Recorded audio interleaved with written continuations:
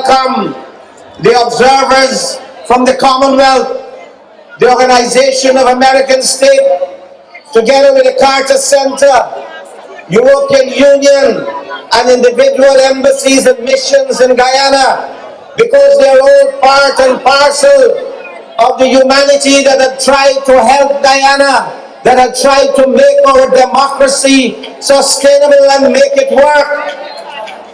But our also observers from our own region, from CARICOM, because we all have to be our brothers and sisters' keeper.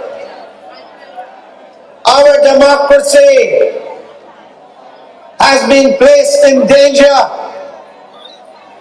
when a President Ramotar, elected for 5 years, but chose only to be as president for 3 years. He prorogued Parliament in the face of a vote of no confidence. Most politicians that I know of in the world will demonstrate political courage, and they will stand up and defend the record of the government.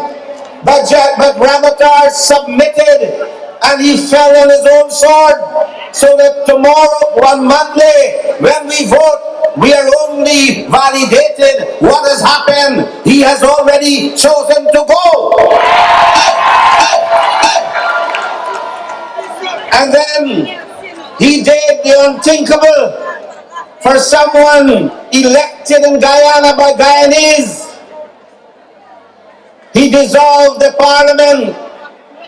He destroyed our parliament, for which our ancestors of all races fought for the right to elect a government of their choice. He degraded the parliament as the British had done in 1953. When the British landed troops here, it would have been easy to explain that the foreigners did it, but we had never ever expected that our own son of the soil, he would have destroyed our parliament and threatened our democracy. In the face of that authoritarian act that had placed us on the precipice of a dictatorship, a one-party minority dictatorship, that we tabled the no confidence. And so we are here today facing new elections. Most political leaders in the world, faced with a majority in the opposition and a minority masquerading as government, would have opened the doors for talks and reconciliation and negotiation and perhaps to work out a coalition government. But this arrogant minority clique, a Stalinist gang, chose to confront the Guyanese people and to defy our constitution that provides for an inclusionary democracy. The president resorted to acts in violation of our constitution when he refused to give assent to laws passed by our parliament, when he agrees with and justifies a minister violating the law to spend our money, $4.5 billion, to spend the taxpayer money contrary to the decision of the parliament. We have entered into a period of executive lawlessness, a period of dictatorship, and for since August of this year, our parliament has not met. We were therefore placed in a dangerous corner. And so we find that today, coming to the polls for the people to make a decision, it is easy for you because you have decided in 2011 that your confidence was with the opposition parties, and you gave us a majority in the parliament, and now you are going to repeat that and give us a larger majority.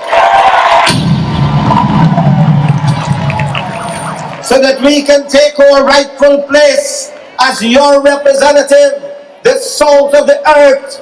We can go into parliament and we can occupy the seat of the government and we can rule and govern on your behalf as your servants. We have gone throughout the length and breadth of Guyana.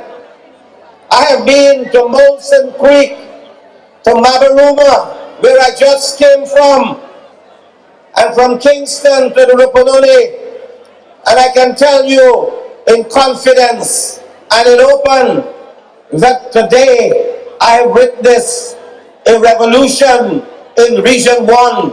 Mabaruma and Maruka turned out in numbers as never before, and they endorsed the coalition.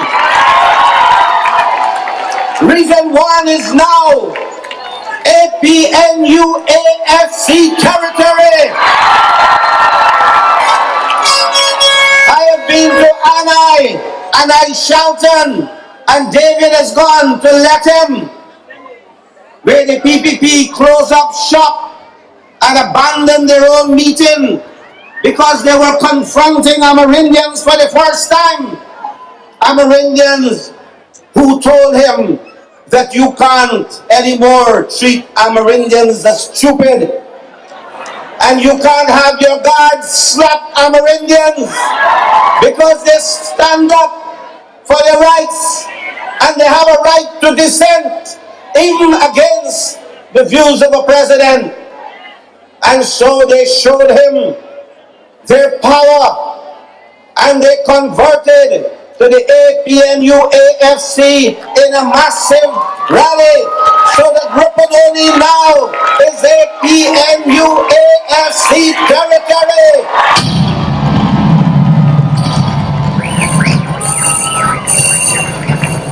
And we have gone to Bartica, to Magia, to West Damarara, Freedom Hope, to Nyamsterdam, to Wim, and last night to Corriverton, and all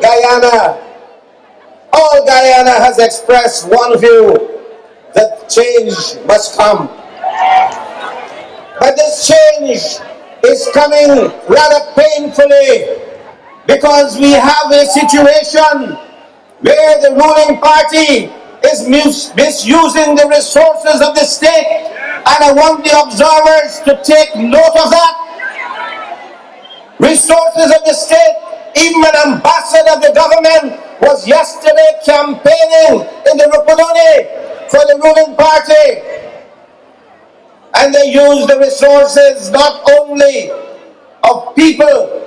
Some of the permanent secretaries are candidates of the ruling party when they're there as civil servants, sworn to be professional and impartial, but converted into creature of a callous and uncaring government that destroys standards in public service and corrupt all the practices of high standards. They misuse the state media as if it is their own property, both television and print, as well as radio, and they lock us out, and they refuse to debate with us, so that we can have a contest of ideas, so that we can prove to them that we have superior plans and superior ideas how to move this country forward. They shut down the debate because they said that I insulted someone named Elizabeth Harper. I respect Elizabeth Harper as a woman, as a diplomat. I have always shown her respect. But I ask her a simple question. If she decided that she would fight for women's rights in Guyana and against abuse against women, what was she doing and what is she doing on the same platform with Barajagdeo? That is the only question I ask her. And then I ask people elsewhere that I am grateful and thankful to the coalition for putting me up as prime ministerial candidate. You know me. I can't lie to you. I presented myself to you now for 53 years in public service. And you know who you're dealing with, the real deal. But do you know someone named Elizabeth Harper? Do you want her to be your prime minister? And when you said throughout Guyana no, they decided not to have her to debate me.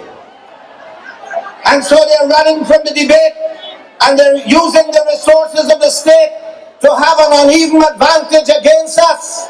But I can tell you this, they can have more money, they can have more banners, they can have more placards, they can have more posters, they can have more flag, but we will have more votes than them.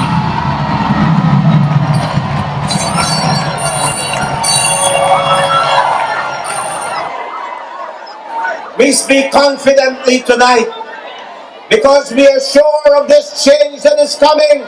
We are sure of this revolution.